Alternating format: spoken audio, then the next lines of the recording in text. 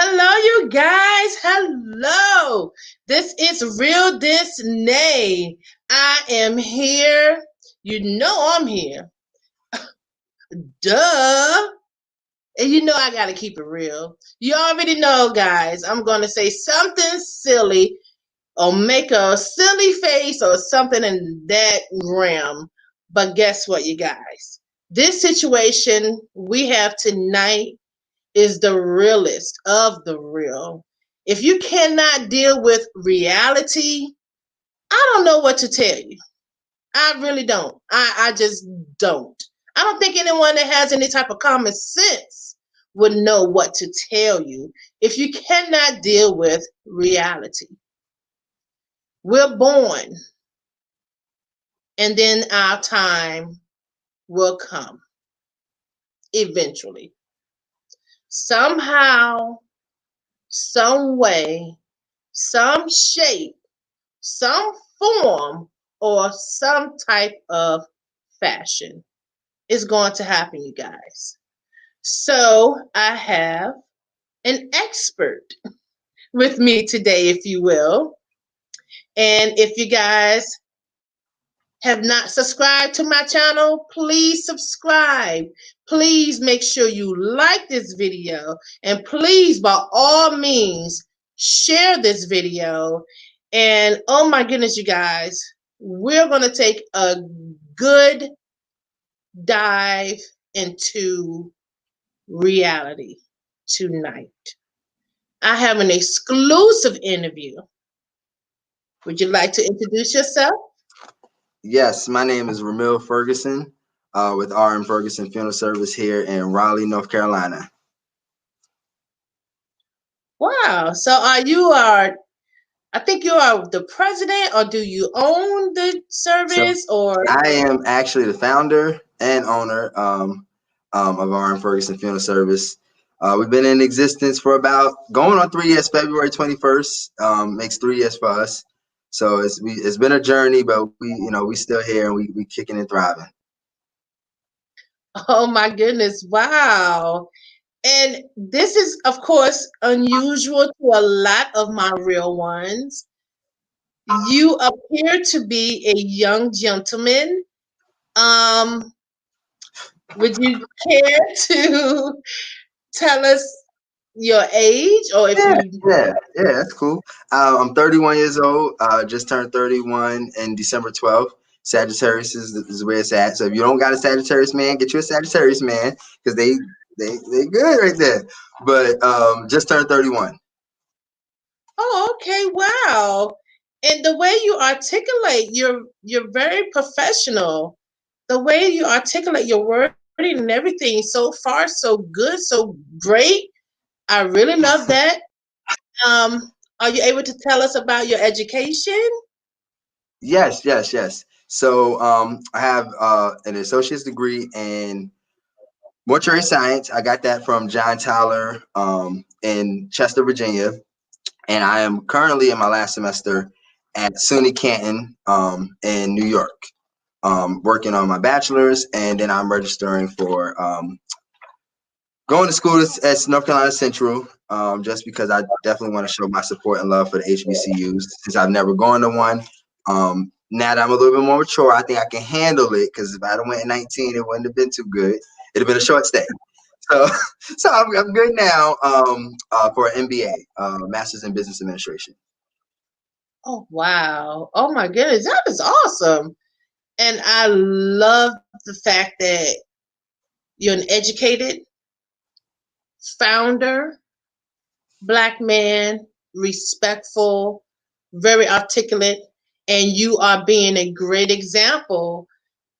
I just love that. That is Yeah. a huge thing these days, that if our younger generations, especially our Black males, just get lucky enough to even to get to your age, you know, we're like, okay, stay in school, okay, try to do something up, from for yourself, and to be a founder like yourself.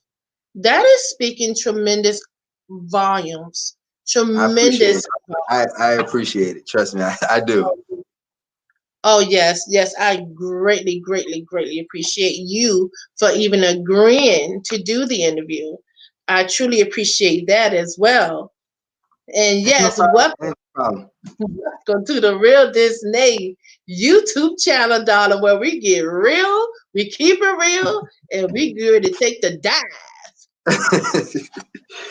uh, Yes, so I have so many questions. So how long do I have? listen, you whatever when you done asking questions, we done with the interview. So you're an open book for us? You want to keep it? Yeah, let's keep it real. I'm an open book. You heard that, real ones? He's an open book, and we can. Okay, it's on. I got it. I'm back. Okay, you guys. So he has told us. He gave us an introductory. He is the founder. He is the president. Um, you're also the director, correct? Yes. I also am the only licensed funeral director here at my facility. I have a crazy good supporting staff though that literally like holds everything together. I'm nothing without them, and even though I'm the head, I tell them that literally I work for them. So I'm just a servant trying to do what I can do. That is awesome. You rarely find that these days too. That is for sure. That is for sure. And so I'm going to get to these questions. Uh-huh. And if I do happen to ask something that is borderline too much, or say, okay, we're going to back off of that a little bit. But just basically just say, I can't answer that at this time. Let me know. And I'm cool with that. But of course, I try to redirect that question and still get the answer. I'm open. I'm open book. I'm open book. If I Okay. think if I think it's a little crazy, I'll give you the wink. I'll be like, all right. But we should be good. We should be good. All right. Well, we on and popping, as my younger generation like to say. But as my generation like to say, let's get it on. Now see, I like that old school. I like that old Hey, school. yes, thank you so much. Hi, you guys. We have some people in the chat. Oh, and let me ask you one more thing. If people in the chat have questions that they would like to ask you, are you open to that as well? Yeah, yeah. Come on, tell them. Come on. All right, thank you. All right, guys. We have a great guest tonight. Oh, I'm loving this. This is lovely. I love it. I love it. Love the challenge. Thank you. Yes, I will take on a challenge. Never been afraid of a challenge. Don't take that the wrong way, guys. Hold on. Real ones, don't take that the wrong way. Hold up. Uh, Disclaimer.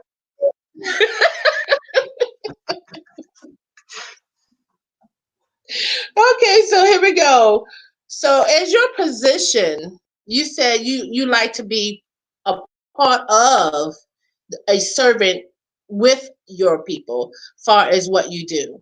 But do mhm. you find yourself in predicaments where you have to wear one of your hats to say, okay, Yes. this is So that time? the one when I built my company, I looked at everything that I didn't like in previous jobs. I looked at everything I didn't like in the corporate structure. I looked at everything I didn't like just as like when I worked anywhere. And I took that and went the complete opposite. So with everything that anybody that works for me, I literally aim to serve. Like so when we eat lunch together. Even though technically I'm here and employees are here, as far as hierarchy, I put my pants on the same way you put your pants on in the morning. So at the end of the day, we eat lunch together, we will hang out together outside, but there's times where you mess up. I tell them, y'all know y'all gonna get the smoke. If you mess up, I'm coming because as a young black man, I have to be as close to perfect, even though perfection doesn't exist. So Oh, with me knowing that I got to be as close to perfect, there can be no room for failure.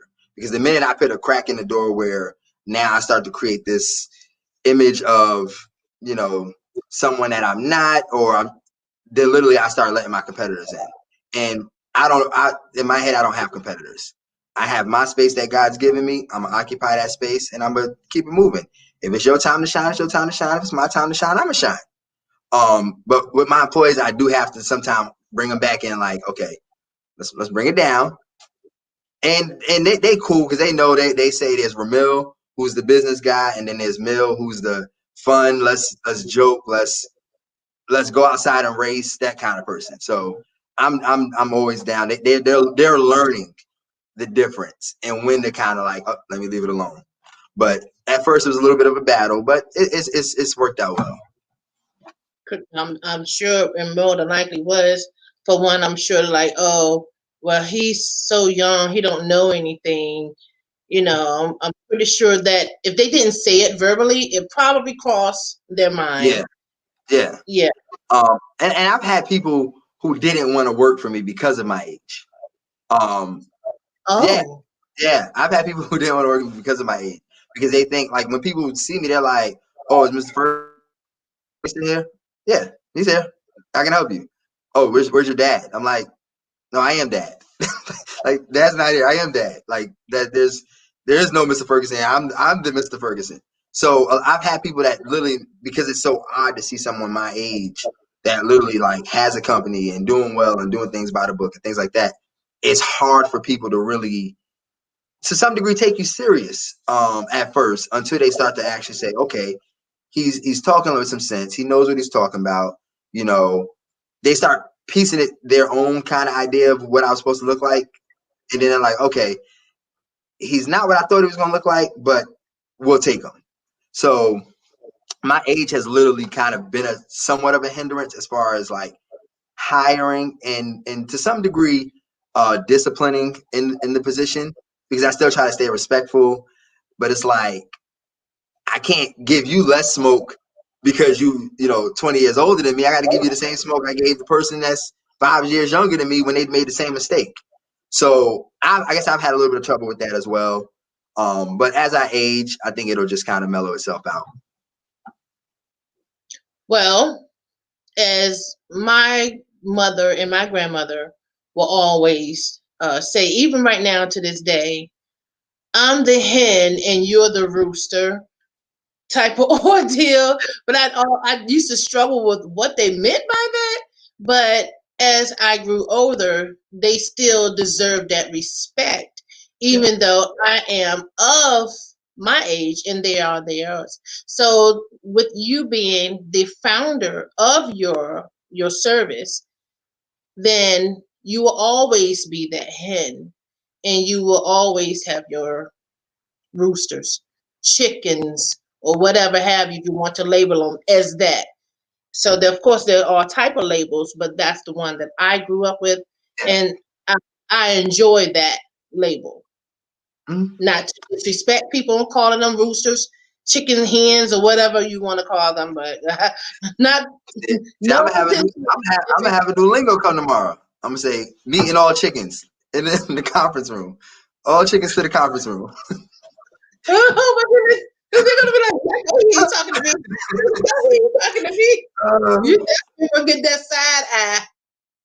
Who are you talking to? I don't know who he's talking to. That's for sure. I can promise you that without a doubt. But let me go on with these questions. So I noticed your logo. What do your logo represent? So the logo is actually, I don't even know if I have something with it on. Yeah, I actually do. Hold on.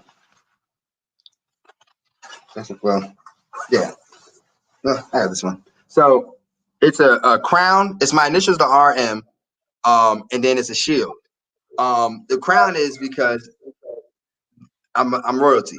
You know, if I'm going to do something, I'm gonna do it to the best of my ability. I'm gonna kind of incorporate that Mamba mentality, and I don't take it as it's a Kobe Bryant terminology, I break it down to what is a mamba. I break it down to how do they strike? How do they do things?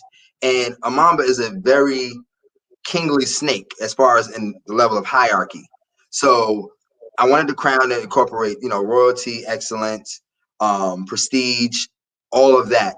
And then I wanted the shield specifically because I want anybody that wears it on them that at the end of the day, you will protect this shield at all costs because I'm going to protect it at all costs.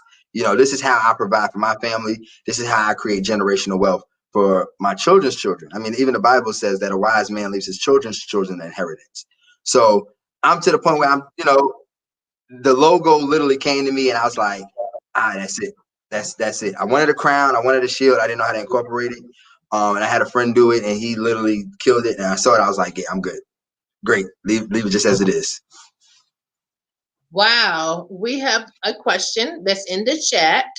I don't know if you can see the chat. Would you like for me to read the question?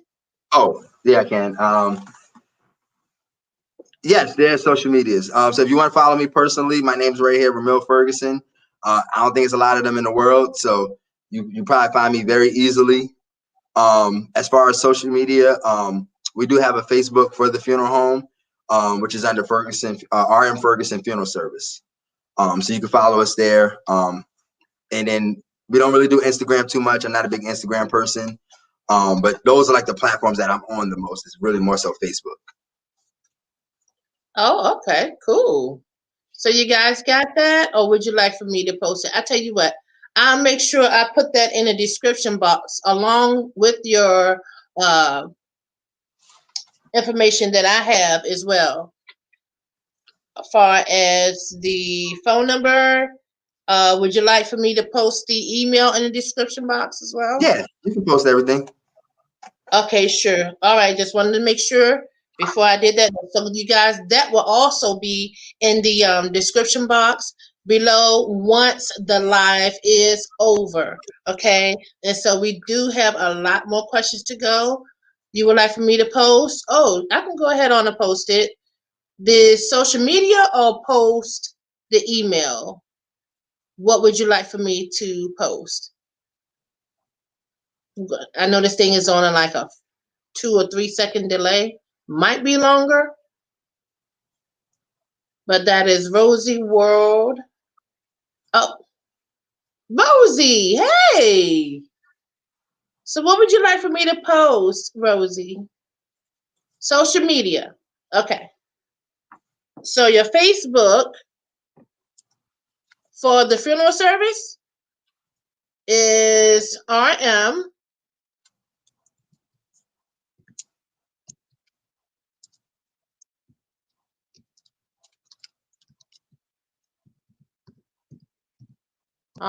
Ferguson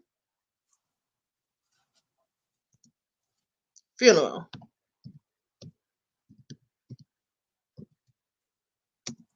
And that is Facebook.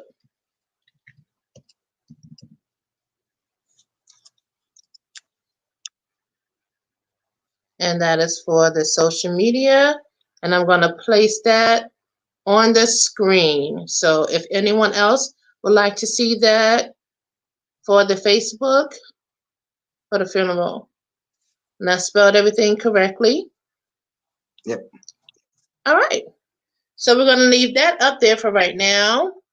And I'm going to get into some other questions. And thank you for that question. I really appreciate that. And I thank everyone for being here as well. And I appreciate that too. And yeah, here we go, you guys. We have some more questions. We are going to really get into it, you guys. And you just wait. Just bear with me. You're going to. Yeah, so it is definitely coming. It is definitely on the way.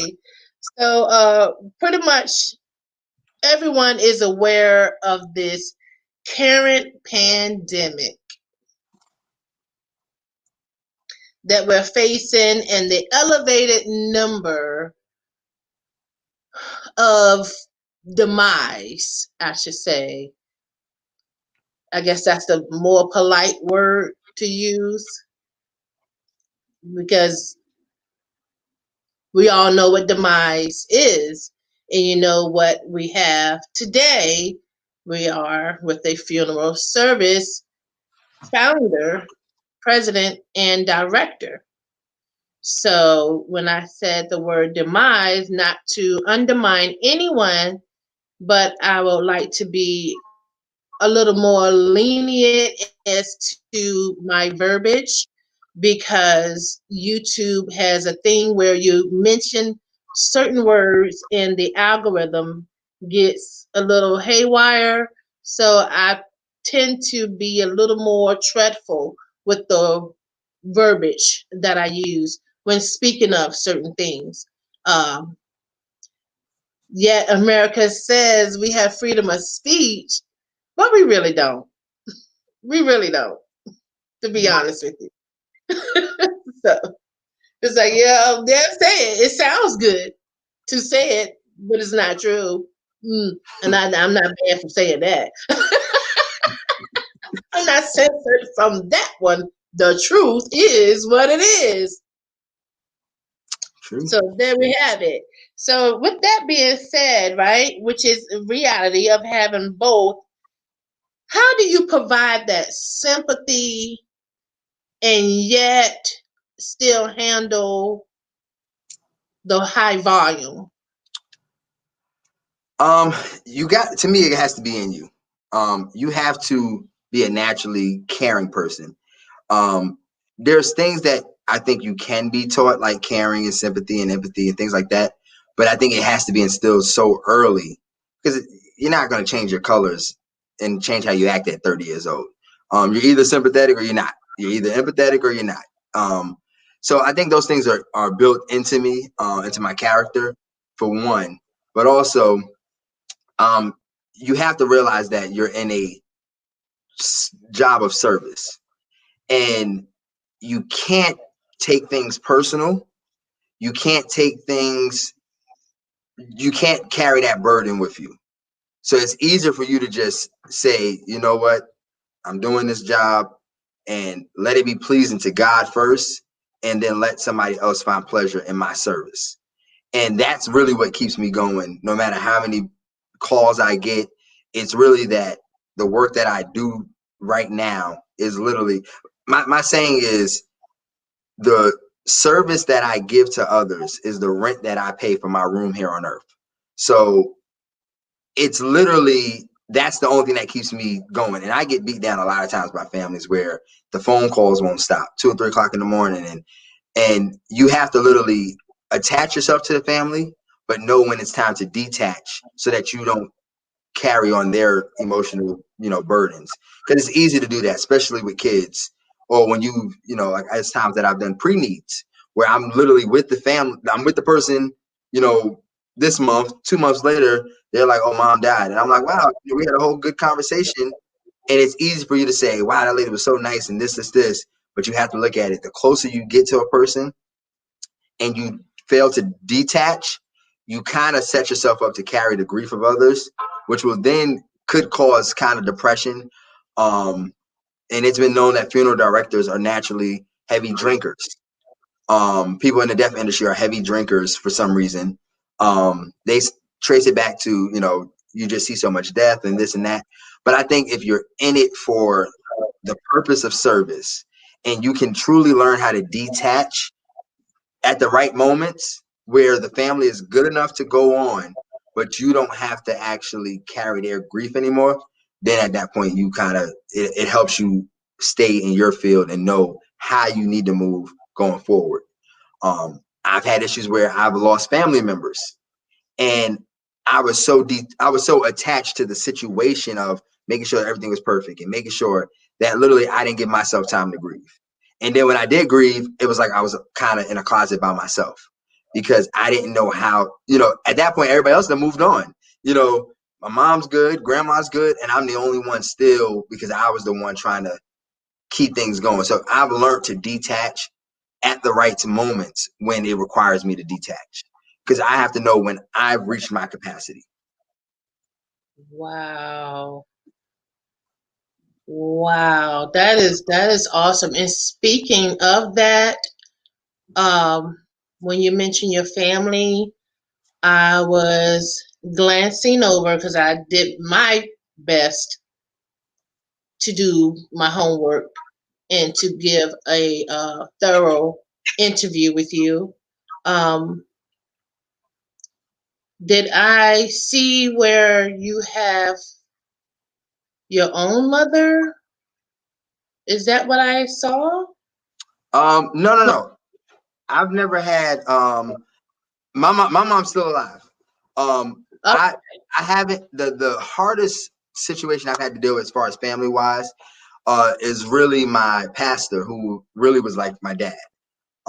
Me and him had a very, very, very, very, very close relationship. And he went on vacation and suddenly passed. And me being younger at the time, I think I was 25, 24. Um, I thought I could take on more than I bit off more than I can chew. And in that situation, I learned never to put myself in that situation again. Because when he passed in Florida, he was living in New York, and I went down to Florida and got his body and brought it back. And it was the longest car ride. Not because I was sleepy, because I was so mentally drained from this, from just like knowing you're back there and I can talk to you, but you can never say anything else back to me. So I bit off way more than I can chew. And that was one of the most crucial lessons in my career where it actually caused me to almost pivot away from it. Um, Tremendously. But I end up sticking to the course. I prayed about it. God gave me strength to kind of recover from it. But I knew that I would never bite off that much ever again. So with family, when it comes down to family, I would never feel comfortable preparing my family. In no way, shape, or form. Because when it happened last time, it was just so detrimental to me as a person that I felt like I was just a shell of myself, and it scarred it put a lot of scars because of my thinking I can do more than I could. So I've learned, and I said, you know what, from now on that'll never happen again. So I joke with other friends and I'm like, hey, if I go, call this person. If such and such go, I know who I'm calling. I won't do it myself. I've learned my own limitations by my own failures. oh wow. And in order for you to do that, that is you're definitely humble. That takes a humble person to to even know that they're a lot of people can't face their own flaws. A lot of people cannot do that. They are totally incapable of doing that. They think, oh, everything I do is like peaches and cream and gold and blah blah blah. In order for you to do that, it shows a very deep maturity level, and Well, I it took me a long time to get to this point. It took me a lot of work and a lot of prayer to get me here. And the I don't think that a lot of people don't won't recognize their flaws per se, but I think the problem is flaws are like headlights. You see everybody else's, but you can never see your own. oh And yeah. people never take a step back to say, let me reevaluate myself. Every year for my birthday, I literally reevaluate who I am as a person. And I don't really care what people think of me, but I do evaluate what people see when they see me. Do you see, if I claim to be a Christian, do you see a Christian? If I claim to be this, do you see those things? And if you don't, then that's something I need to work on for the next birthday, because I'm giving myself 1 year. I don't really want to get to the New Year's resolution thing because everybody has a New Year's resolution, then it's gone. So the birthday is one thing for me that I can literally take and reevaluate. Where am I at? Where am I going? And also reflect on how far I've come. Because that gives me a little bit of encouragement. Like, I thought I wouldn't get this far. Now look at me. So if I've made it this far, I know this is encouragement for the next year that I can achieve more. So I don't think that people necessarily don't see their flaws. I mean, don't notice it. I just think they don't see it. And if you don't, how can you fix something you don't see? But I think the problem is they're too stubborn to realize that if more than one person is telling me this, that's probably true. It's probably true. You know, if two people if I've never seen a dog before and I see two people say, hey, that's a dog. I mean, I'm not gonna believe everything I hear, but next time I see it, I'm gonna say, oh, that's a dog, because two people have already confirmed it for me. People don't see that. If people say, "Hey, you need to change your attitude," maybe you need to change your attitude. It's not that people are. It's constructive criticism. Constructive criticism is only as good as if you apply it to your life, and most people don't. To be quite honest, they don't. They take it and they say, that's your opinion. But my opinion is what I see, and that's what the next man's going to see, and that's what the guy that's going to hire you is going to see. It's not just my opinion; it's what people perceive you as. That is so true. That is very true. I can't even agree with you even more. And that's deep. Hey, I love it. I love it. I love it. I love it. Oh my goodness, man. We're gonna go ahead on. I have some more questions. I wrote these questions down. I said I cannot forget to ask these questions. So I said, let me write them down because I said this has to happen. This is reality right here that we're dealing with. Yes, Like yes. right. And you just can't get around it. You cannot get around reality. There's no way around it. People are fake the funk. My dad would say, I'm trying to use all of my elders' little labels and stuff that they like to call it. And then my auntie, she'll say, you love living in fantasy land type of deal. So yeah, And people do. People. I had a conversation with my cousin, and I told him, I'm like, people nowadays don't buy stuff because they like it. They buy stuff because it's Gucci or it's Fendi and I'm like, buy it because you like it, not because that's what's in. And most people, to be honest, that I know, literally, I try to tell people, don't act your age, act your wage.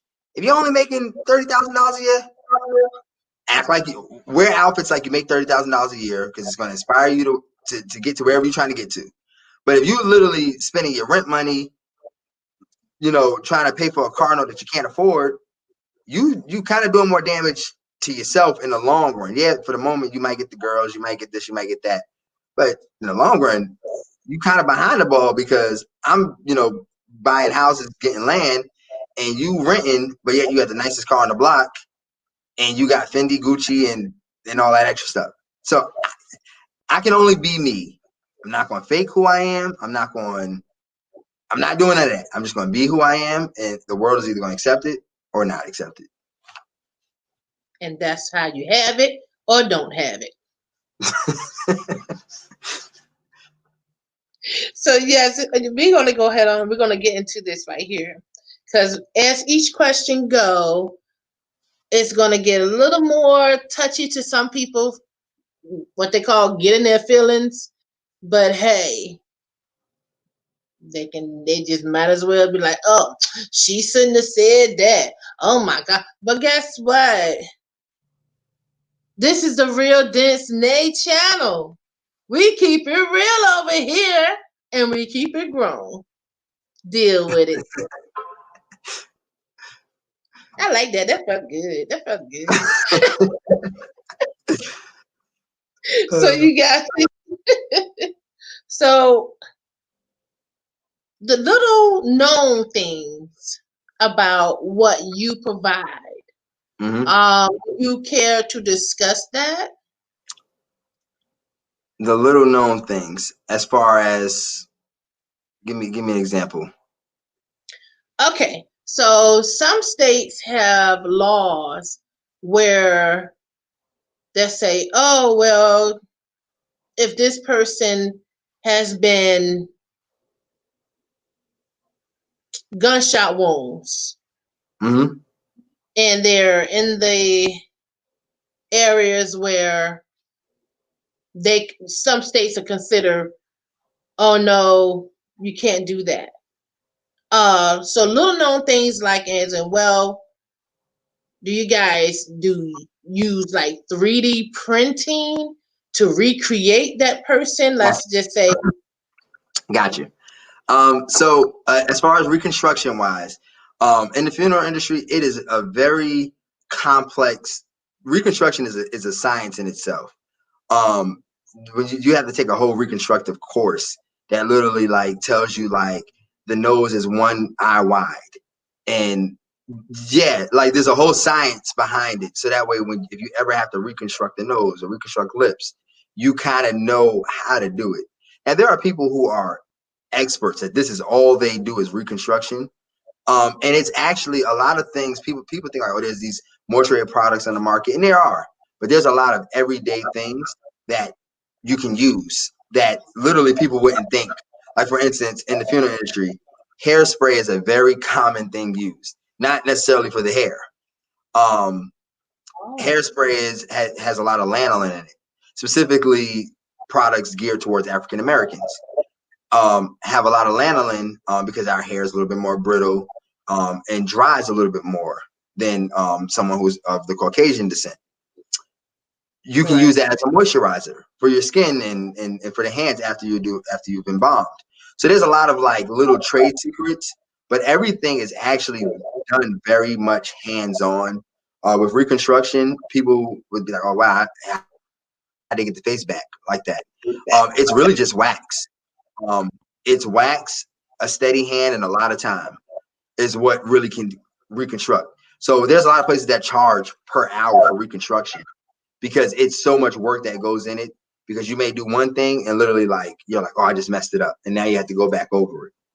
So it's a whole art to that. Um, Other known facts, people always one of the things that people always say that I hate hearing is like, oh, the body sat up or it took its last breath and things like that. Those myths are like they're myths. They're myths. Body's not going to sit up on you. When all life has ceased, it has ceased. The body is very strict about things dying, and once it's done, it's very hard to get it back. Um, that's just the science of the body. It's just once it's done. But like people are like, oh, the hand fell off the table, and my thing is, well, was the hand up before? And they're like, yeah. I'm like, well, maybe it just slipped off. It's not necessarily moving because of the body's functions. It's moving because of gravity. It was in an area that maybe it just slid right off. So there's a lot of like known things, and then there's a lot of myths that people just literally kind of intertwine them. And there's some things that like are myths, like when people are like, oh, they took the last breath.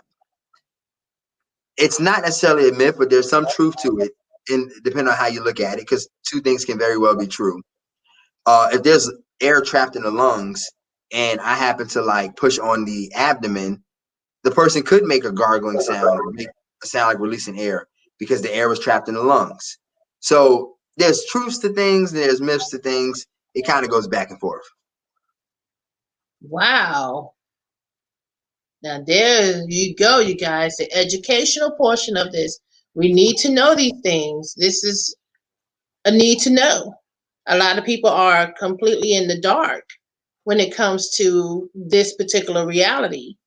And these are the questions that I felt as though would help enlighten and you give the answers, because this is not my field of study, it is yours. And I want to thank you for knowing what you know and taking the time to even know this. A lot of people, like I have done before, cheated a little bit in school. And I was like, well, I'm not going to use that. What I need to know that for? Whatever. Yeah. I've done it. Guilty, guilty, guilty. I have done it. And I'm not even going to front, man. I'm like, if you ask me that again and it won't on that test, I'd be like a deer in headlights, like,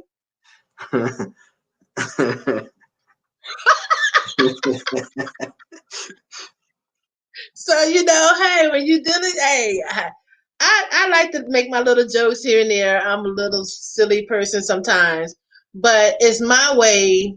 I guess some people. Well, my mom's. Is that your coping mechanism in play? So I'm like, Mommy, you please Excuse me. stop being a counselor.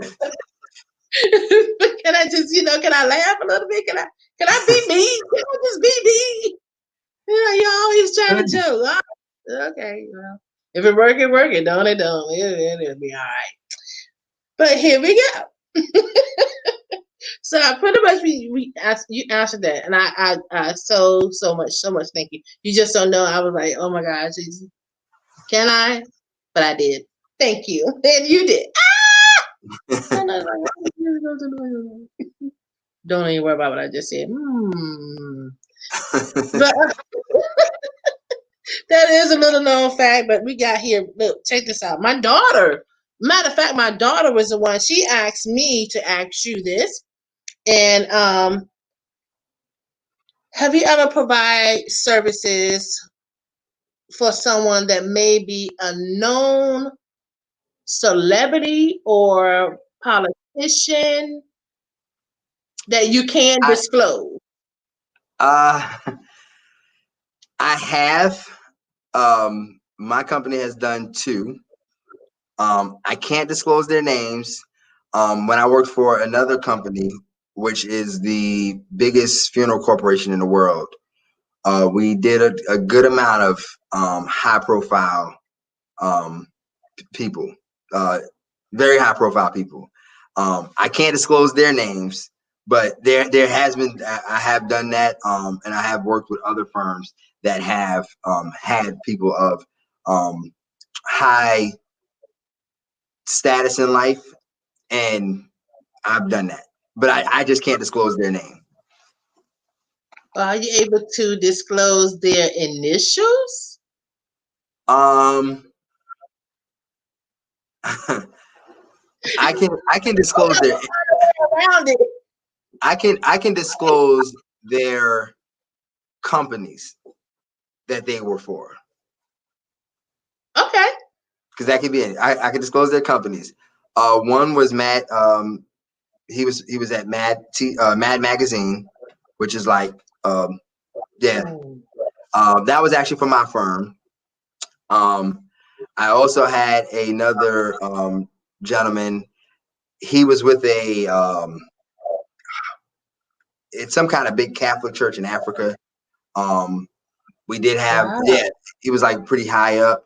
We had him. When I worked for another corporation, we had probably one of the most well-known advisors, spiritual advisors to about 5 or 6 different presidents. We had him. We had some NASCAR owners. We've had entertainers' parents, actors, certain actors. We've had their parents. So I've been around high profile. I really prefer not to have high profile because yes, it's publicity for you, but it's so much attention to detail. It's so much stress on, like, for instance, George Floyd. There was so many meticulously moving parts that had to be so precise, because if not, everybody's going to see it on TV. The minute you make a mistake, it doesn't even have to be my mistake. It can be somebody's mistake falling, or somebody's mistake just, picking up something too early. Things like that, I rather not. I rather serve the little people. It's a lot easier. It's less stressful. But I do enjoy it. If I had like one a year, that would be great. One high profile, one a year. I'm fine with that. It gives me the publicity. It also gives me opportunity to, kind of challenge myself to how creative can I be on this. But the thing is, a lot of times funeral homes won't put that much effort into it unless it is a high profile. And with me, because I try to strive to give every family a service, a meaningful service to that person's life, no matter where they're from, no matter if they were homeless, didn't have anything, no matter where they come from. I could care less. If you have $1 or if you come here with $1 million, you're going to get the same level of service. So it allows me to always say, okay, to the little person, how am I going to create a meaningful service that is unique to your individual's life? And if I do that, like, the high profile ones is good, but the high profile ones, that's all they do is cater to. It's a lot of catering and sucking up. that I cared to do less of and not do any of, to be honest. Right. It has nothing to do with the stress level. It has nothing to do with, it has nothing to do with that. It's just the fact of people are treating these people like they're God, and they're just people who just happen to have a higher status in life in the public's eye than I do. So I want to treat the guy who is, the president the same way I'm gonna treat the guy who is, the homeless guy that I pass by asking for money every time I went to McDonald's. They should get the same level of service. It should never waver. So high profiles are good, but I'd rather a couple here and there. Oh, my daughter is gonna love that one. Because he sure was the one that gave me that question, and I said, "Okay, let me find out you trying to take my job."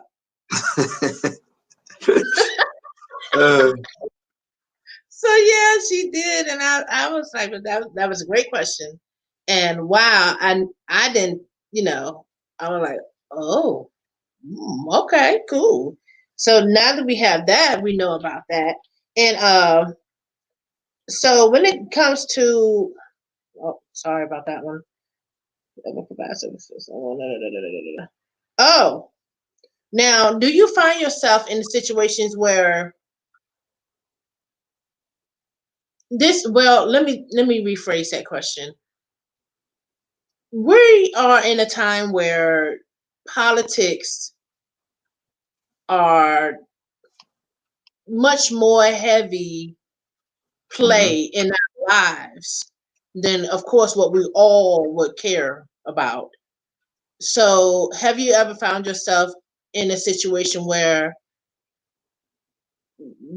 they're trying to politic you, as in, well, if you don't do this, then they'll pull that leverage politicking type of Um, deal with. I've had people try to do the politics. I don't do politics. I don't do politics because I'm going to give you quality service at an affordable price. So it's really very little me and you can really discuss back and forth with negotiations, and there's really very little me and you can discuss with. If you think that, hey, Johnny's funeral home down the street is better, by all means, you know, go ahead to Johnny's, and if that's for you, that's for you. That's fine. I knock no other businesses, but I don't get into the back and forth, the politics and the negotiations. I don't get into all that because it creates a bad environment that people feel like now, or if you go in there, tell them you having the hardest thing I had to do when I first started. My company only exists because God gave me the vision of having affordable funerals, but not shorting them on quality.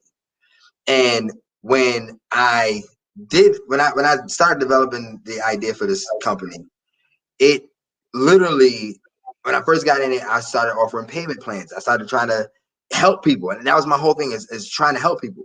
I had a job at High Point University. I was good. I could retire and I was gonna be good. And what had happened was, God kind of shifted my views to here, and I kept trying to help families so much that I was getting burnt. And I would get families that would come in and want to finagle and negotiate price.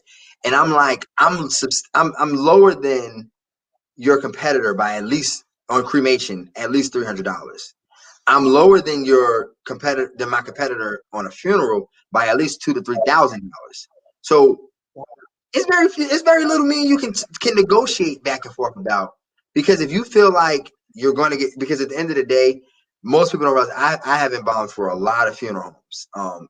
Even though I'm only 31, I've probably embalmed well over like 8,000 or 9,000 people in my lifetime, and that's all I've done. That's my career. I've known that since I was 14. This is what I'm going to do. So it's very little. If you think that, hey, he's going to give you a better price or he's going to make the body look better, he's going to do this, go ahead. I don't really want to go back and forth. I'd rather you be happy and you have a lasting memory than us sit here and go back and forth. And now you have a bad taste in your mouth because you feel like I did you wrong or said something out of pocket. Or no, I don't. So I don't do politicking at all.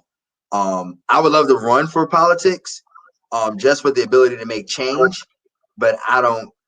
as far as politicking here and all that, if I shut that down quick. You know, tell me what you want.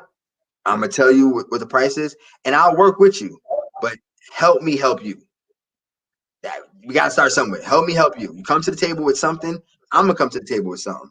And even if, in a lot of times, even if we don't get to everything you want, let's find ways that we can cut some of these costs to better help it be affordable for you. You know, the problem with people is they want everything for nothing. You telling me? I know too many like that. Yeah, Too so many. I shut down the politicking. I shut it down very, very quick. I do it respectfully, but I just let them know, like, negotiations, things I don't do. You know, adding extra things on. Now, if you ask me, I'm probably gonna be like no. But most times when I have a funeral, I give families things free anyway. Like whether it's a blanket, whether it's a picture being made, whether it's whatever it is, I always give something away for free because I want to tell you thank you for entrusting the care of your loved one with me. So, you know, but if you go asking me, it makes me almost like now you kind of want to get into the politics, which kind of turns me off a little bit. But if you don't ask me, you just kind of just say thank you for what you've done. I'm gonna thank you for what you've done, you know, and that's just entrusting your loved one with me. Now, what about the religious views?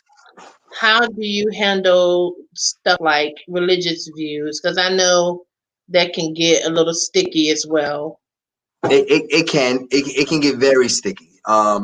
So every family I deal with, I tell them that, you know, I know who's the source and the head of my life.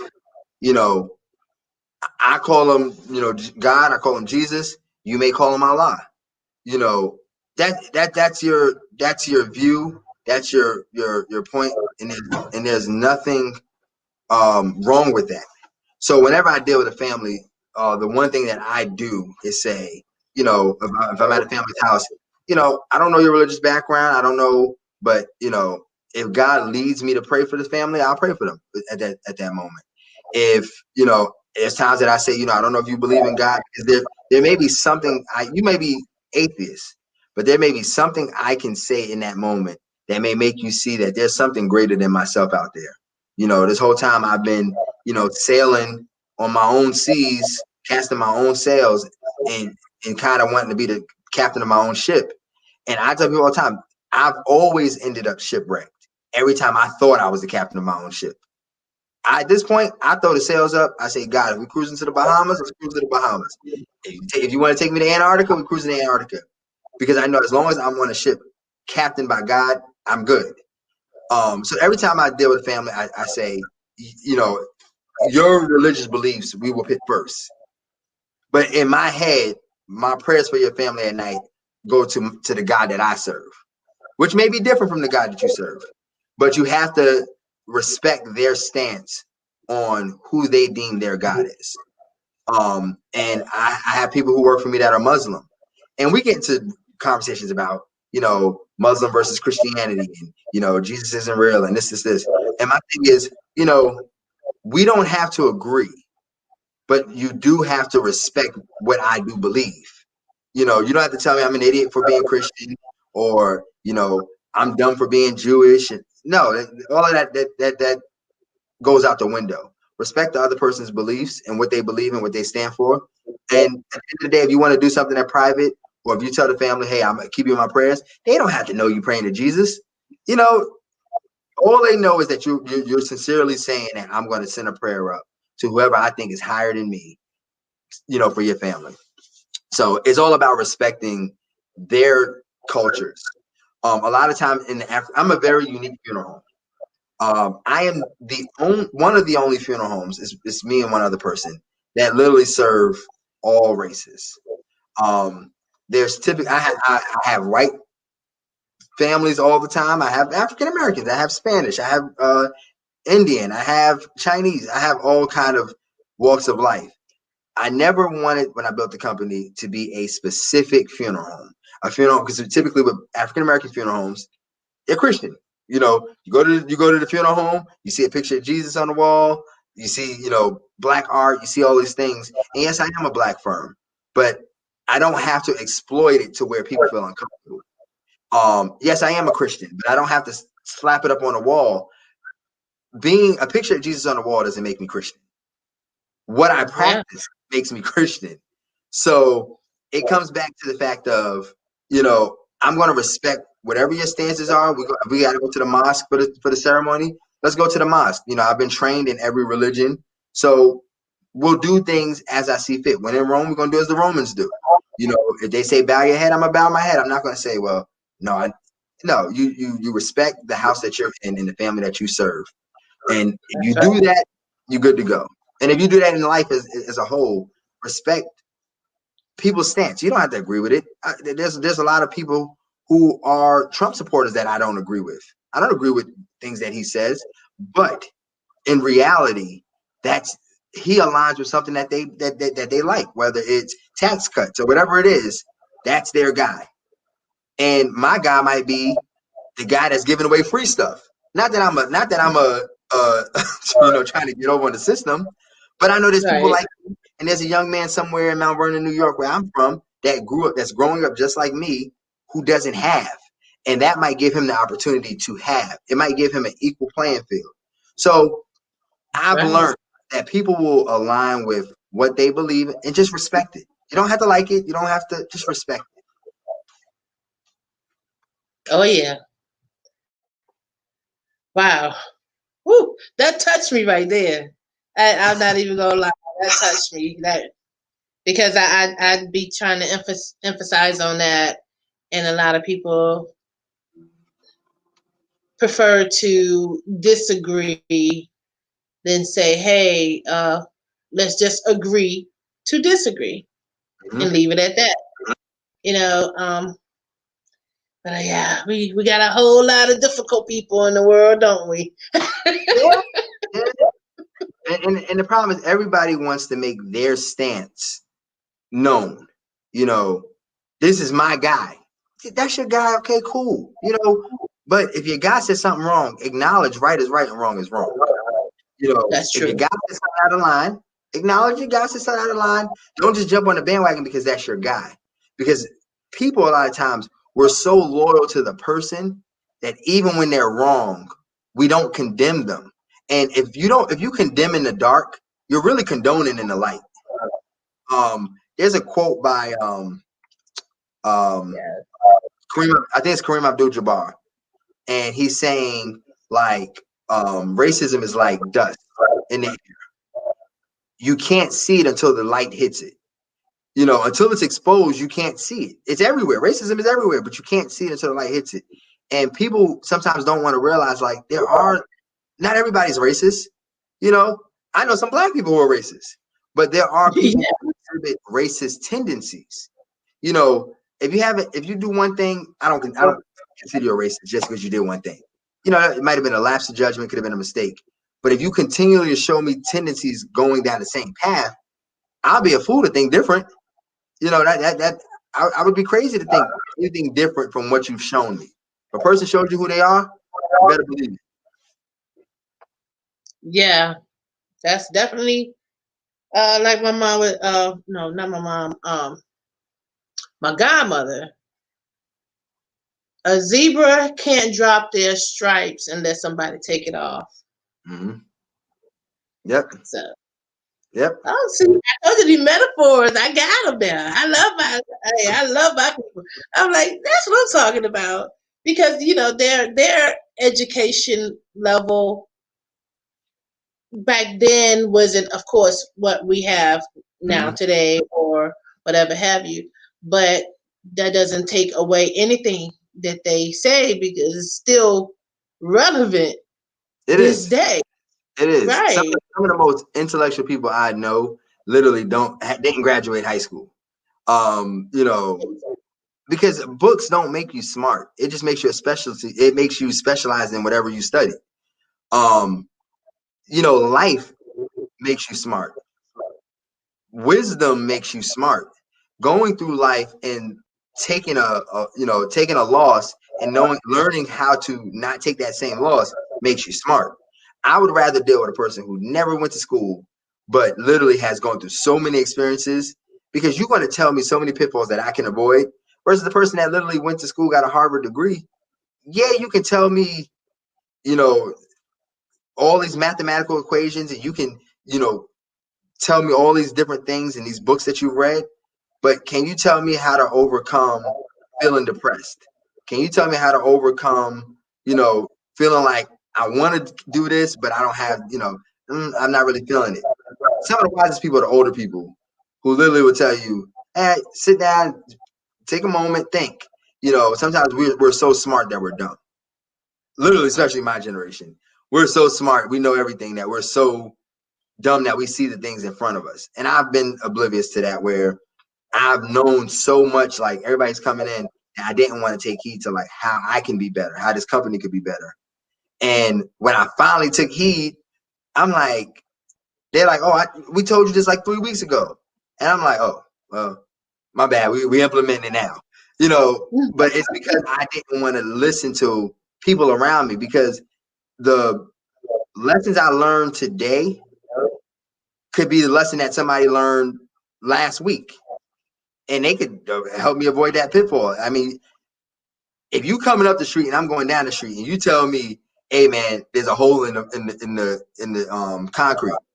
Now I'm looking out for the hole. But if I'm like, hey, I don't want to talk, you know, go about your business. I'm going straight to the hole that I might not even see because I didn't want to listen to what you had to say, whether I agree with you or not. You can take that to the bank.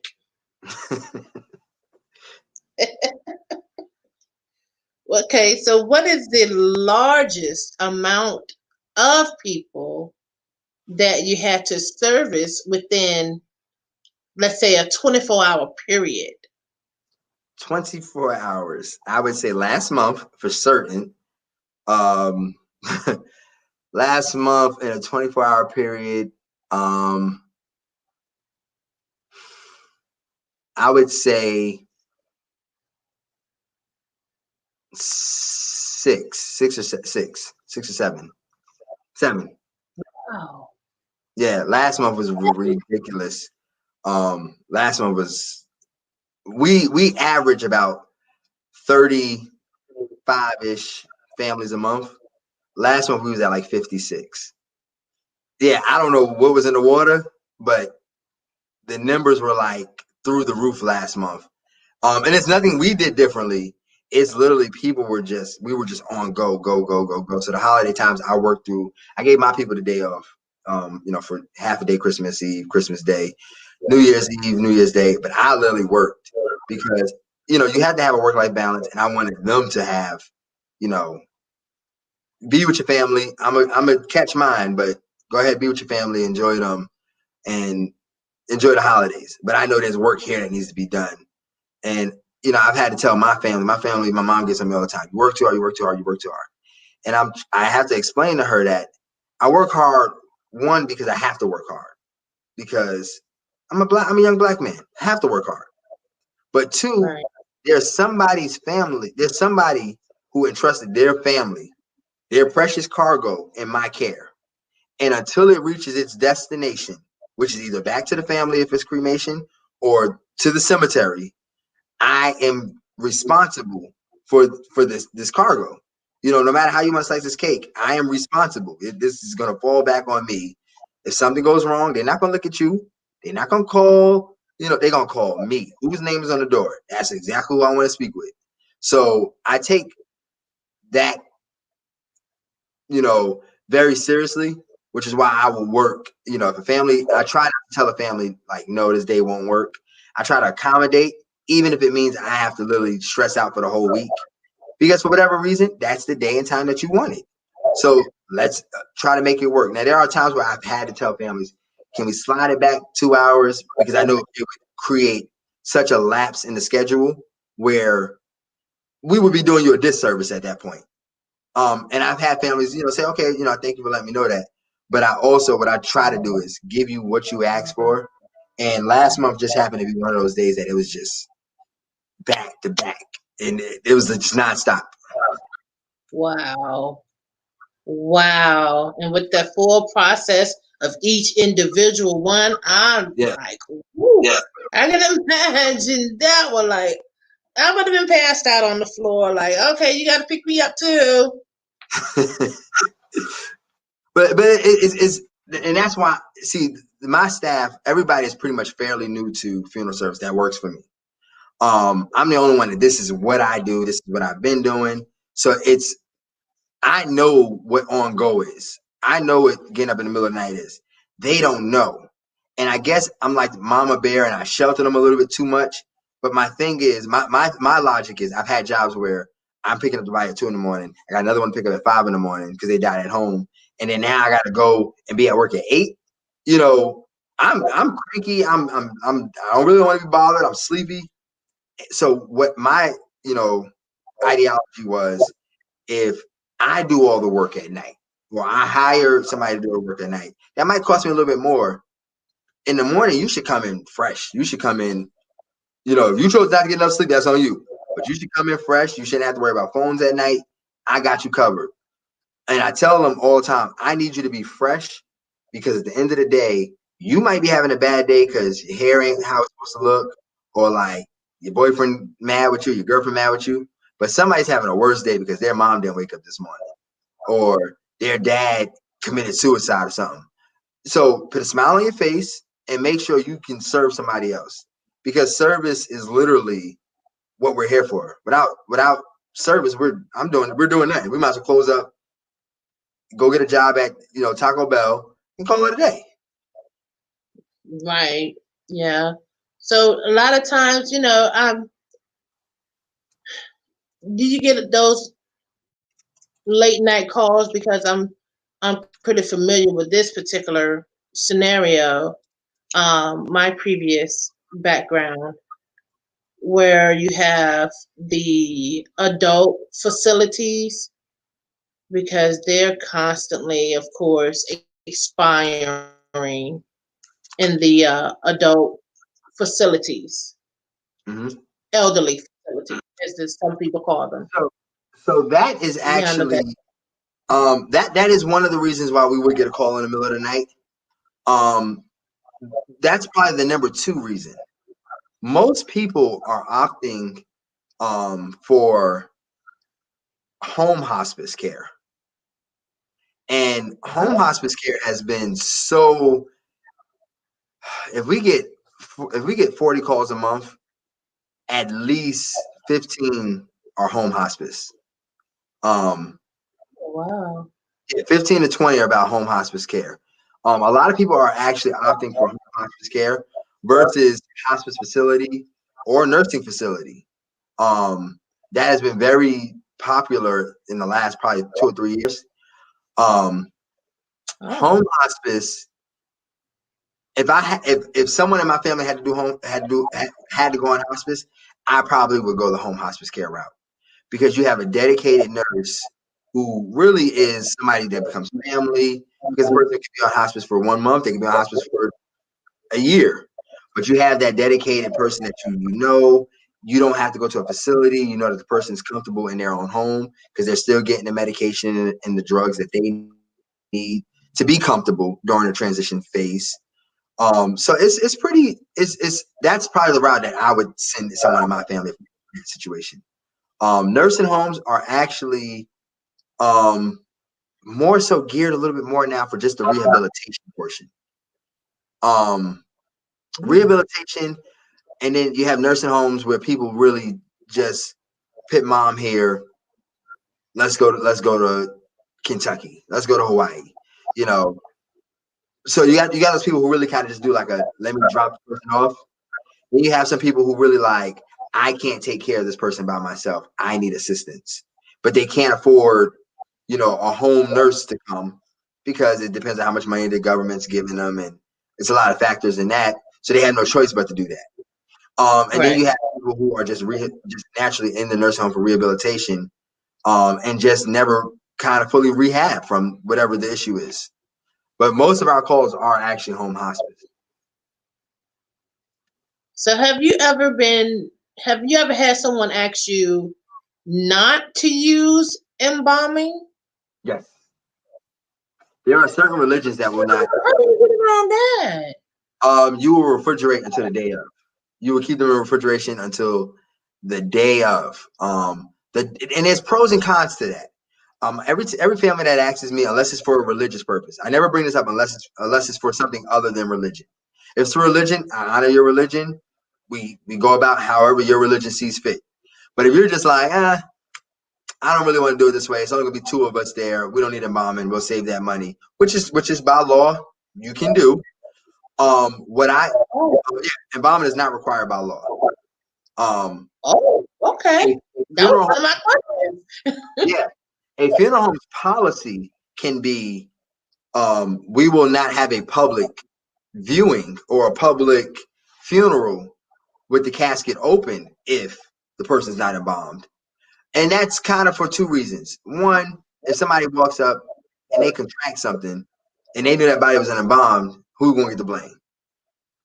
Naturally, well, I was at that funeral and you know that body wasn't embalmed. What? That body wasn't embalmed? Yeah, man, I kissed him. What? Like, so it can easily come back to the funeral home on like, so funeral homes will put policies in place, but the law says that a funeral home cannot force you to embalm. But the gray area is the policy of the funeral home. If you want to go to them, you have to follow their policy. That's the gray area of it. The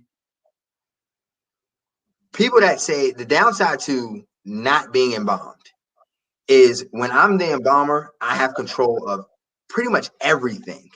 I have the control of the coloration of I have control of, if your face swells a little bit more, if you're dehydrated, I can hydrate you. I have control of a lot of things. If you tell me, hey, I don't want mom embalmed, you take away all my control. And when I lose the control, the person could spit up. The person could bleed out the nose, or or blood or fluid runs out of their mouth, because I've done nothing to actually control that situation. The other downside to it is that, if I got to pull you out the same day of the service and we're going to, let's say the cemetery, we're going to have a graveside service, because we're going to be outside, so we're going to be a public thing. The problem is you're going to start sweating because we went from cold to warm, and the condensation is going to literally start showing on your shirt. So it's like, that's a whole nother issue that I try to tell people, like, yeah, you're saving $800, but if you get to the cemetery and like blood is coming out of her mouth, there's nothing I can do. There's nothing I can do, because literally I have no control over what the body does. This is just a natural reaction of the body. It's nothing I can do. So there have been times where I have been asked that. I will oblige as long as it doesn't go against our policies. Wow. Now, definitely, I was not quite 100% aware of that, but that was definitely one of my questions, and I'm glad you already answered it. And that is very interesting and definitely completely realistic. And this is what we're here to do. Be realistic, be real. The deep dive, as I did the disclaimer at first. And wow, I'm pretty sure some people are going to, like I said, their mouth's going to go, remember that face? That's for sure. And if we're almost there, thank you guys for having patience with me, and thank you for bearing with me. I'm going to definitely say that, because I am very one thing about me, I'm very appreciative, because I know how it feels like. I know how it feels for people to not appreciate literally me. I know I've been there, done that, blah, blah, blah, blah, blah. Same old Salby story. Okay. So when I receive people such as yourself and such as everyone else in my audience and everything like that, I appreciate it. I really, truly do. And it gives me more ambition to say, hey, I'm going to give you everything I got, because I appreciate you guys just not just educating me, educating people that may not know as well. Yeah. And some people are so secretive with information. Have you ever noticed anything like that?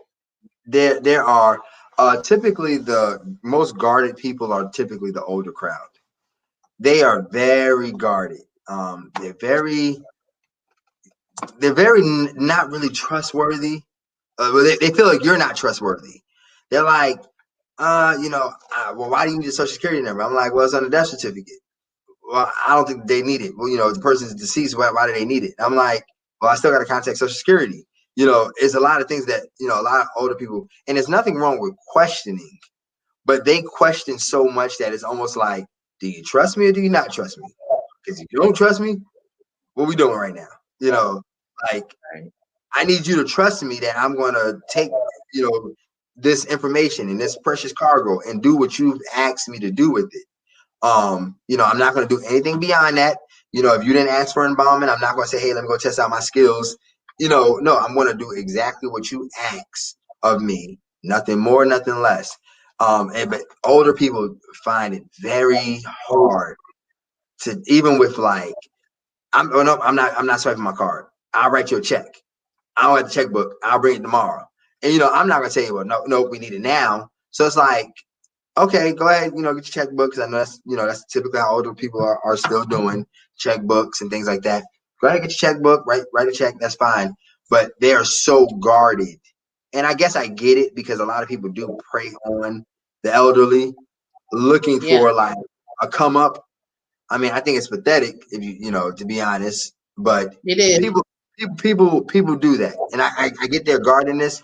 But sometimes I've had some that have really like, I'm in here selling myself. Like, I'm sort of saying, baby, please. Like, so I've had those instances where I'm like, hey, like, kind of like you called me.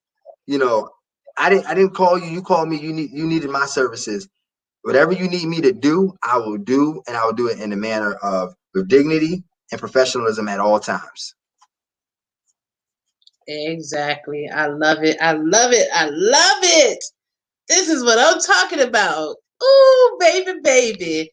And now I have a question that is still related to this pandemic, but a more specific Hmm. way. And if you're ready, I know I'm ready. I'm good. We can go ahead. Okay, okay. So here we go. So with there's different counties. Every state has pretty much they go by counties, Uh-huh. including uh, the state that wherever you may reside.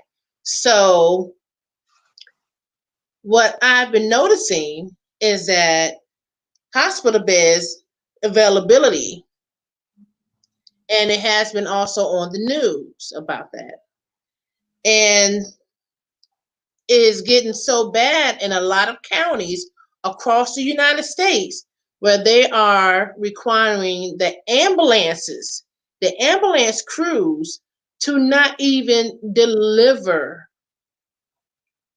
a body that has the high potential of not even making it Hmm. to the hospital. They're telling the ambulances basically, well, they have a high potential of not living anyway, so do what you can, but don't bring them to this hospital. That's the pandemic is has a lot to do with that, and these hospitals are getting so overwhelmed to now that's and of course United States is pretty much overpopulated, if you may. Hmm. And my question in that would be, what plans are in place to handle that, far as your end, since they're not going to the hospital?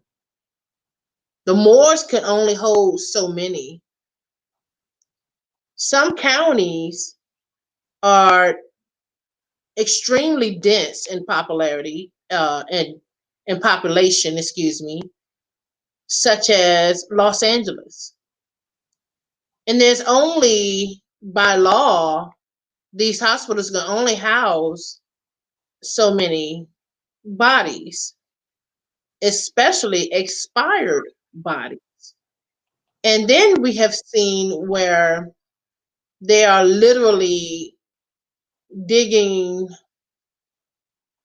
unmarked graves, and it's just a big giant hole in the ground, and they're literally just dumping them people in the ground. So do you go back, and not literally you, but have you ever heard of them going back and some people claim their unclaimed loved ones, they're claimed but unclaimed. Let's just use this as an example. Like a homeless person on the street. Okay, all of a sudden the family is like, hey, looking for this particular homeless person that hasn't been seen by the family God knows how long. And they came down with this pandemic. Ambulance have that person, that homeless person, on the ambulance. Strong possibility, hey, they may not make it. We can't take them to the hospital in process, en route. So have you ever been in a situation where, hey, we're bringing them to RM Ferguson. Dump off, you're the dump off part. How do you handle that? So I haven't had a I have had families dump one off. I have had that where, they say, hey, can you pick the person up? Da da da. We're gonna come in on Monday. Da da. Do the paperwork. Okay, no problem. I grab them over the weekend, bring them here, and now I'm stuck. And they're gone. They're in the wind. They're gone. Either they don't have the money to pay for it, but they had to get the person out of wherever they were. Whatever reason, it's happened to me about 3 or 4 times where I've literally been dumped the body on. The way the state says is we have to give due diligence for 10 days.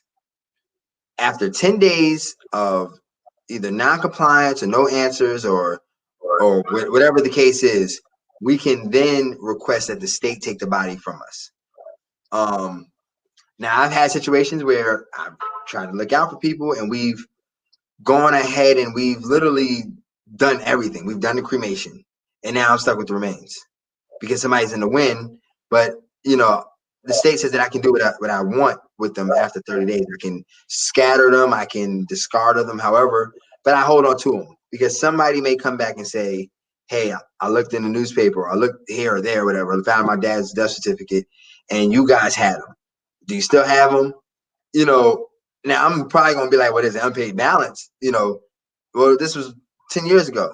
Yeah, there's still a 10-year-old unpaid balance, but I know I got him in the back where you can maybe have some kind of closure where, I can go and scatter my dad by myself, or I can go do whatever you want to do. So I have had people dump off. Hospitals know the hospital system is not geared for long-term regardless. Hospitals don't necessarily make money by patients. They make money for outpatients. So outpatient elective services. So things like, oh, I want, a breast reduction. Or I want, I have a cancerous growth on my thigh. Those little elective surgeries, and things that like aren't necessarily require you just kind of want for time. That's how hospitals really make their money off of the surgical rooms and things of that nature. So they don't really want people there long term. They really don't. They really want like a quick turnaround because even if they can charge you one day because they make all kind of deals with these insurance companies. So they might say, okay, the person's here for 5 days, it's this rate. If they're here for 10 days, it's a lower rate. Things like that. They want the quick money. 1 or 2 days, you're out. 1 or 2 days, you're out. Their system is not geared for long term, and they are extremely getting overloaded.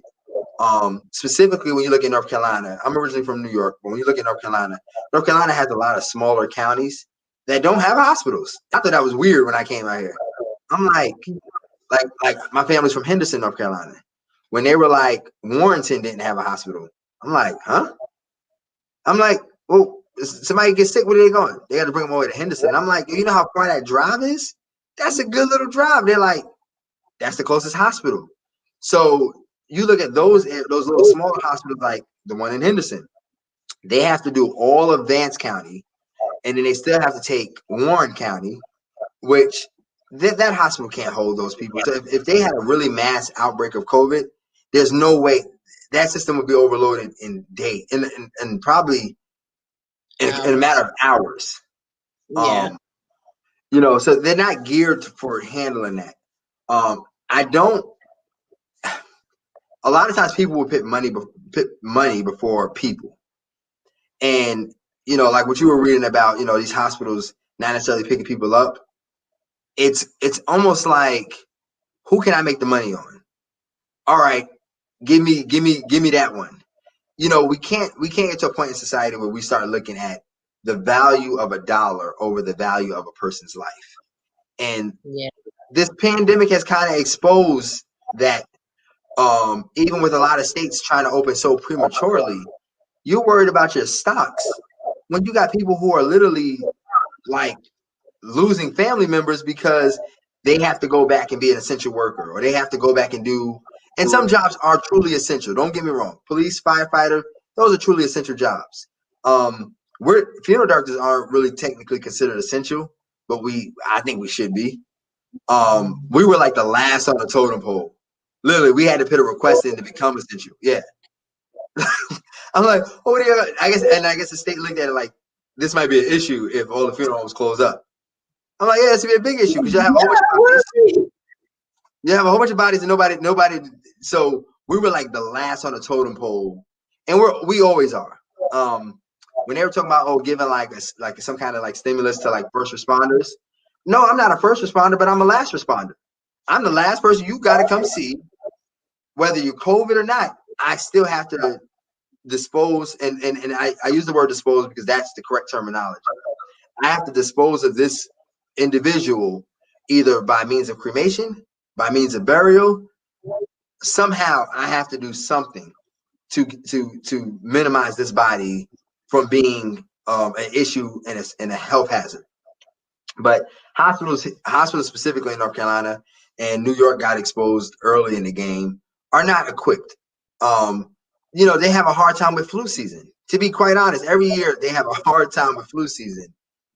It's extremely hard to fit COVID on top of it, and it's just hard. That's hard to do. They're not geared for it. Funeral homes really are not geared for it because most people prep room. The average funeral home prep room that I've been in North Carolina can hold maybe 5 or 6 bodies at a time. Most funeral homes don't have refrigeration.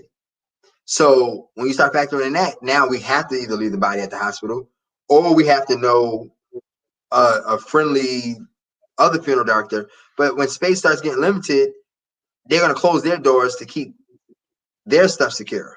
So if I didn't have refrigeration, I got to literally reach out to other people, and they're probably going to charge me for a day, which then means that I have to trickle that down to the family. So nobody's system is literally made to hold COVID to some degree. I thought my system when I built my funeral home, I built it that if I was to die right then and there, somebody can come right in, step up, we'll do the whole Lion and King circle of life, crown them the new king or queen, and we good. But I've seen so many cracks in my system from COVID that I didn't see before because I had never had a system even come close to getting overloaded. Last month, I was overloaded. And literally the only means to that is to either cremate faster, but you can only cremate one person at a time, and it's a process. It's not like, you're gonna go right in, wait about an hour, it's a whole entire process. So you can only cremate so many people in one day. It's so many hours in a day. So many hours you can work before you got to get beat down, but then still have a meeting in the morning. Everybody's systems are not geared for overload. Nobody, no, I haven't seen one that says, "Yeah, we got a solid plan in place. hospital, funeral home, anything. The only person that has a plan in place, to be honest, is the medical examiner's office, and that's because the one here in Raleigh probably can hold 1,000 bodies.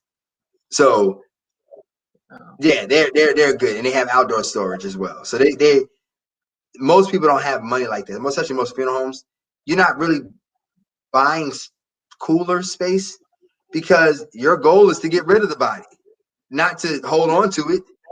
You know, whether you cremate the person or whether you bury the person, your goal is to get the family in, service them, get the body out. Get the family in, service them, get the body out. So no funeral home really buys for long-term purposes or long-term cooler space. You buy maybe three to 12 spaces, and that's it. Unless you're like a very, very high volume firm, then you might need about a 25 person. But that's very few and far in between. Wow. I tell you what, we are being tested. That's for sure. Oh my goodness. And I commend you for handling so much. The multitasking is definitely there. And people just, some things that, you don't come across every single day. Mm-hmm. And people just seem to, I don't understand why they're doing this and why they're doing that. And you have shed some realistic light that people really needed to know about. And I thank you, humbly thank you, because you have educated us. You've educated myself. Oh, yes, absolutely. And I would love to have you again. Yeah, hit me up anytime, anytime. I want to thank you for allowing me to step onto your platform, step into your world, and get a time to express and show a different light to the funeral side of things, because we really don't get a lot of light shine on our things. So definitely thank you for letting someone like me step into your platform and step into your world and literally like have an opportunity to just educate and still have good conversation and talk about other things, because we went from politics to race to it wasn't just all about death. So thank you for allowing me to be me on your show. I wouldn't have it no other way. My name is Real Dence. Nay, that do rhyme. I'm going triple personal. Put that on the album. No, that is not one of my talents, but it will be for the moment. But yes, I truly thank you again. I'm probably gonna say it 5 million more times, even after the show is over. I'm gonna be like, oh my God, I thank him so much. Oh my God. But I appreciate it. That's how much I appreciate it. It's no problem. You call me anytime. I wish they did it more, and I'm trying to lead by example. Mm-hmm. So. Yeah. But you call me anytime. Anything I can do for you, you let me know. If you need me to kind of co-host with you, I'll come on and co-host. You let me know. Anything I do for you, you good in my book. We here. Oh, thank you. That is, oh my No God, you problem. got me. Oh my God. Yes. So I am going to let you go, and I have to do my closing on the show, and I will be contacting you definitely. Oh my goodness, this has been No problem. absolutely wonderful, and I know I sprung a little questions in there It's for fine. you. That is no problem. That is no problem. No problem at all. Yes. And you guys, please. One little last question. Let's just say, hey, someone in Arizona saw this tonight, Mm-hmm. and they're like, well, I may be in Arizona, but I like what I saw from Mr. R.M. Ferguson, and I want to use his services. even though they're way in Arizona. Will you still take that case if What they say, you know? I wouldn't officially take the case, but I will point them into the right direction. So if they want some, if anybody's listening out here in Alaska, if you want to know information and you want a funeral home that's going to give it to you straight, I don't have to make $1 on it. Being informed is the value that I want to give to somebody. So call me up. Yeah. You know, you can put my office number on here. Call me up, ask a question. I go to conferences all the time, so I meet people all over the country. So I may know somebody out that way that's literally the same, just like me, that can actually offer that, because you have to be licensed in individual states. But I might be able to get you in touch with somebody that literally can give you the same value, gonna give it to you straight. Or if you just have a question about like, hey, I got this insurance policy, what can I do? What can't I do? Give me a call, ask for me. I'm here all the time. If you don't get me, leave a message with my secretary. She'll get it to me. And I'm pretty good at getting back to everybody. I work late night, so as long as you're okay with getting a call a little after 5, after 6, then we can definitely work something out. And there is the phone number to RM Ferguson Funeral Service. And you guys can use that as well to get in touch with him. And like I said, I will definitely be placing all of your information in the description box once we have ended this live broadcast. Okay. Well, thank you so much. I love you. You, like I said, you got my heart. Hit me up anytime you need me. I love you too, and thank you again. No problem. Take care. All right, you too, and good night. Good night. That was awesome, you guys. Oh my gosh.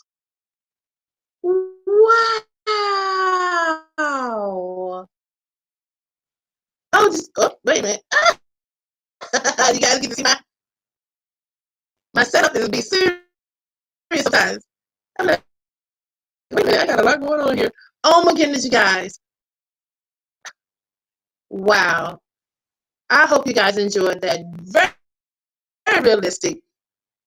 Surely kept it real.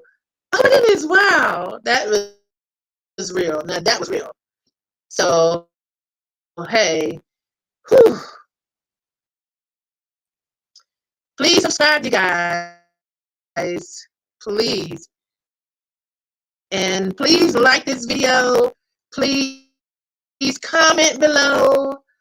And please hit that notification bell so that you can have the alerts of whenever I put up any type of YouTube live or any type of YouTube period. But yes, you guys, oh my goodness, that was absolutely wonderful. I loved it. I really hope you guys learned something.